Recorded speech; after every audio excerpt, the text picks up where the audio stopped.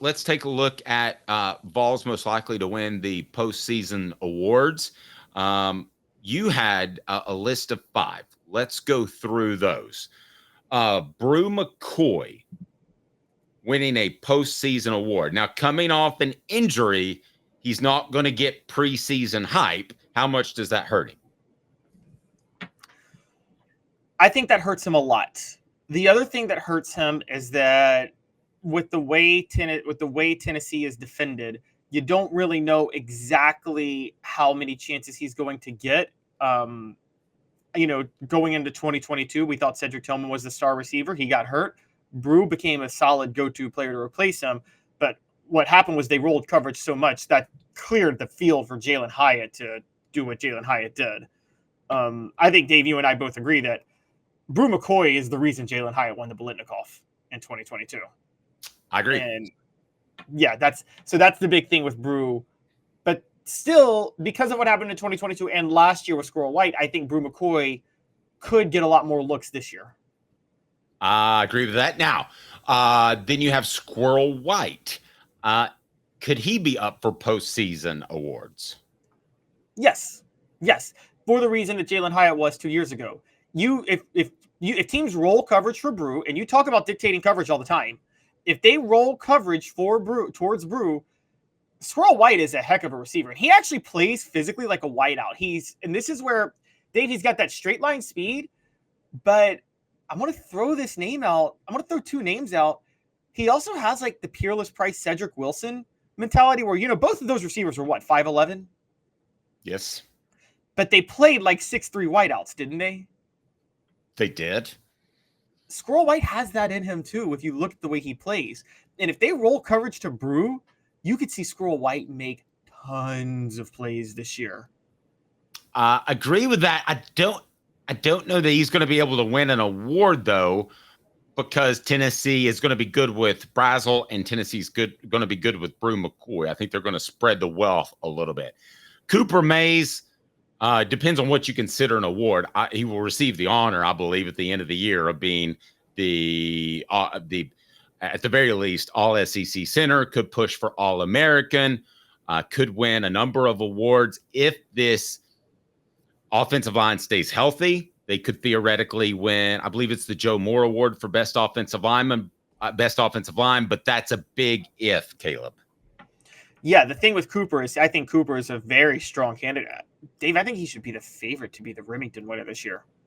I actually think you could get great odds on Cooper Mace to win the Remington Trophy. The guy is, I'll say it. Is there a center you'd rather have in college football? No, I think he's a center, especially for this particular offense, that I would want more than any. Yeah. Now, my question is, do you think the perception of Josh Heupel's offense, if they're throwing it all over the field, would hurt Cooper Mays, given the fact that the Remington goes to the best center and people won't see if they run the ball well or not because of that? I think it should work the opposite way. I think it should. I think he's got more on him. So anybody that votes for that award should know that he has more on him from a line call standpoint, especially when the quarterback's out of the shotgun a lot. That's just by nature of having that vantage point. So I would hope that would help him, the fact that they run a high-pace offense. To me, that's a major check. The high-pace offense, that he has more on him, that should help him. Now, you have a guy that everybody's excited about, but I don't know that he's ready to win postseason awards. Nico? Okay, it's worth mentioning that you have him second to another guy, but you have Nico. Do you? People know that you're very high on Nico, but let me ask you this: what are the least in your mind, because you're very high on Nico, the least that he could do award-wise, as opposed to the best, which I know that's winning the Heisman Trophy? But what's the bottom end of that scale? Is it second team all SEC? In your mind? Yes, that is the bottom of the scale, is second team all SEC. We're agreeing way too much this early, but that's okay. No, yeah, and I'm debating with myself on that, because Hendon Hooker was first team all SEC. You guys can tell me how Hendon Hooker was first team, but Stetson Bennett got invited to New York over Hendon Hooker that year. I'm still waiting for some explanations for that, but Hooker was first team, and I'm like, if Hooker was first team, how would Nico not be first team? But then I thought in my head, there's the off chance of somebody else balling out because of the fact that, and this is a big deal, the SEC's loaded at quarterbacks this year. I mean, guys, loaded at quarterback. And, some voters could see Nico as part of the Heupel system and not great on his own. And they might give it to Carson Beck or, I don't know, Garrett Nussmeier, Jackson Arnold. There's 1,000 different other quarterbacks in the SEC right now. And they won't have playing in Heupel's system held against them the way Nico will.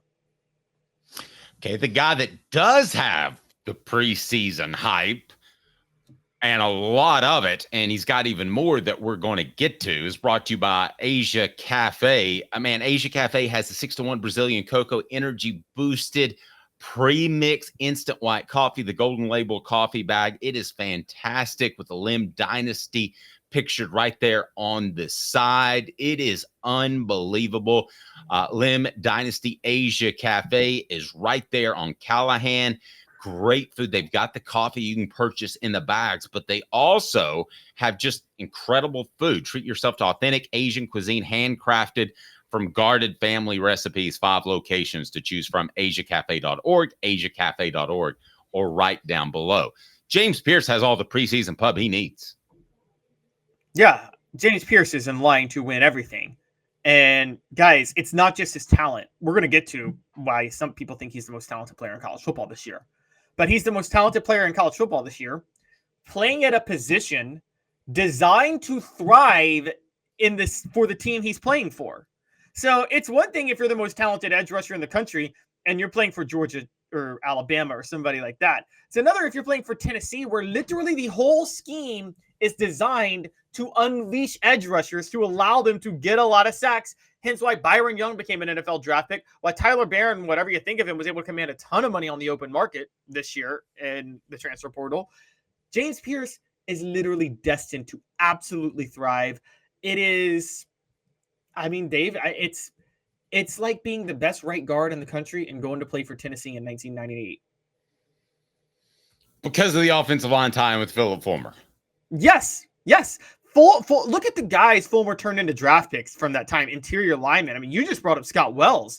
We can also mention, obviously, Kosi Coleman was great on his own, but Fred Weary turned him into an NFL player for about a good 5-6 years. Trey T played on the interior, was turned into an NFL player. There were interior linemen after interior linemen playing for a former guard as head coach, who also made one of the best hires ever in Mike Berry to coach the offensive line during that time, that were turned into NFL draft picks and made to look even better. Kosi Coleman to go play for Philip Fulmer is what I'm talking about here, right?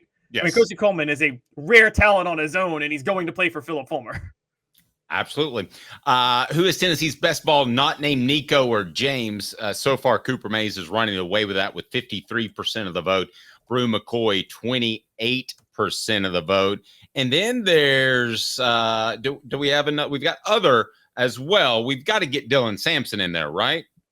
Well, yeah, I knew you were. I wanted to address this because I have been asked about Dylan Sampson, and because he is on the Doak Walker watch list this year. Mm-hmm. I have to say this, and I got to tell people this up front. He ain't winning no Doak Walker.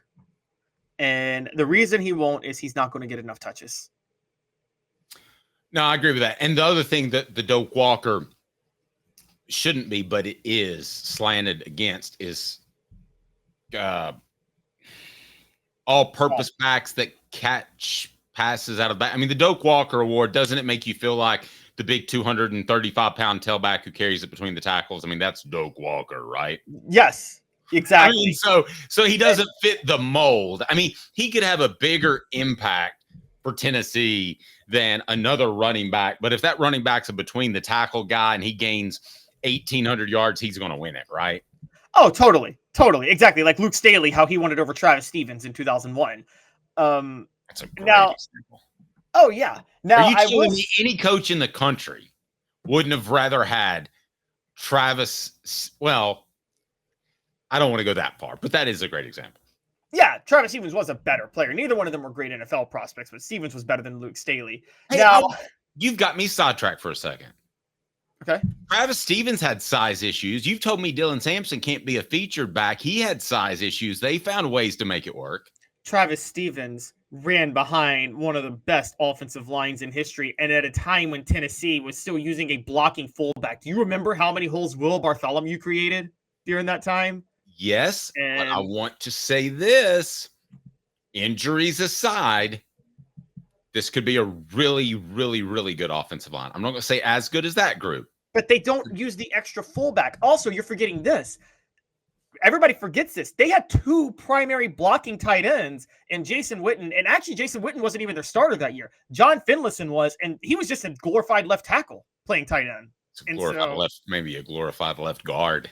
The showrunner. Well, one thing I gotta one other Yes. almost when I gotta mention real quick is that people are also going to ask me about Jackson Ross, because I actually think Jackson Ross has the talent to win the Ray Guy Award, but I don't think Tennessee's going to punt enough this year for him to be on it. There's a freshman award, right? There's a freshman award. Freshman All-American award. Boo Carter will be on the freshman All-American team. That's fair. Maybe he'll be on the freshman All-American team. I can give you that. But these are actually I thought you were going to say, what a great statement, Dave. Because if we're doing All-Americans, I could put a lot of people on this list. I was saying actually awards, like you were the best player at your position and you take home one of them trophies at the end of the year for that. But no, I'm with you with Boo Carter as freshman All-American. But yeah, for those who ask about Jackson Ross, Josh Heupel doesn't like to punt as is, and he's not going to get a lot of chances to flip the field. Yep.